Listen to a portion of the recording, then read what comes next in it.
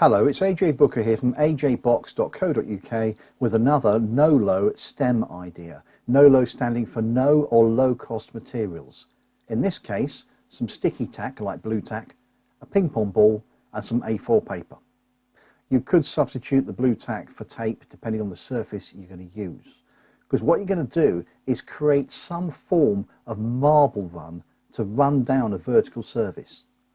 And the trick here is to make it as slow as possible.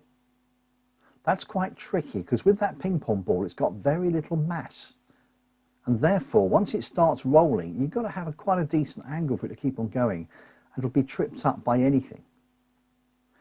And clearly to make it work they're going to have to change direction, so they'll have to think about scoops and hoppers and tubes, and again with just the paper and just the sticky tack or the tape they're going to have to experiment. In fact, that's the best way to run this, is to run it for maybe 3 or 4 minutes to get them started, then give them 10 minutes to have a go, then see how they've done, maybe get all the teams have worked together to see what each other have done to learn, then have another go, then another stop, then another go again. In that way this exploration and experimentation will positively build their STEM skills. Thank you. There are more of these free Nolo activities on the AJ Box site, along with postcards of the activities.